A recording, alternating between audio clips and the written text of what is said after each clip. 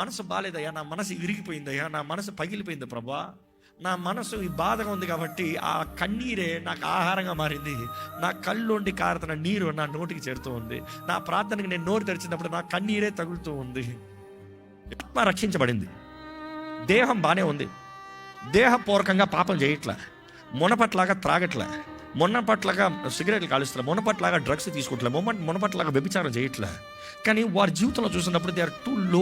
కారణం ఏంటంటే అనేక సార్లు వారి మనస్సు గాయపరచబడి, వారి హృదయం గాయపరచబడి ఎగ్జాషన్లోకి వెళ్ళి, అలసిన పరిస్థితుల్లోకి వెళ్ళి, ఆత్మదేవుని సొత్తే, రక్షించబడిన వారే, నిబంధనలు ఉన్నవారే, దేవుని ఎరిగిన వారే, దేవుని ప్రేమిస్తున్న వారే, వారి దేహం బానే ఉంది, కానీ వారి మనసు మాత్రం విరిగిపోయి, ఎందుకు? అపవాది పెట్టిన స్ట్రెస్ పాయింట్స్, మనుషుల మాటలు, మనుషుల గాయాలు, నష్టాలు, ఓటములు, ఇవన్నీ పెట్టి he has broke your soul, that is your mind, your సైకి.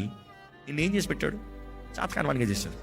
అందుకని అనేక మంది విశ్వాసాలు చూసినప్పుడు మనసు విరిగిపోయిన పరిస్థితుల్లో ఏ మాత్రం ముందుకెళ్ళలేని వారు ఉంటారు, ఏ మాత్రం సాధించలేని వారు ఉంటారు, ఏ మాత్రం దేవుని కొరకు బ్రతకలేని వారు ఉంటారు.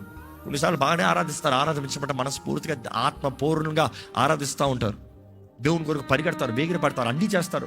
కానీ వారి మనసు చూస్తే లాట మౌనం ఏడుస్తూ ఉంటుంది, మూలుగుతూ ఉంటుంది. గాయములు, గాయములు, స్వస్థపడని గాయములు, వేధించబడిన గాయములు. దేవుడి సన్నిధిలో వచ్చి బాగానే ఉంటారు, కానీ ఇంటికి వెళ్ళిన వెంటనే మరలా వేదన, మరలా దుఃఖం, మరలా బాధ. ఈరోజు ఈ మాట జ్ఞాపకం చేసుకోండి. హీ రిస్టోర్స్ మై సోల్, నా ప్రాణాన్ని, తెలుగులో చూస్తే తృప్తి పరుస్తున్నాడని ఉంది, కానీ ఇంగ్లీష్లో చూస్తే రిస్టోర్ చేస్తున్నాడు. ఈజ్ రిస్టోరింగ్, మరలా బాగు చేస్తున్నాడు.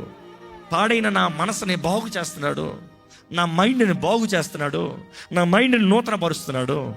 దావీదు చూసినప్పుడు అండి అభిషేక్తుడే, అభిషేకించబడ్డాడు. దావీదు పిలవబడిన వాడే, దేవుడి ద్వారా పిలవబడ్డాడు.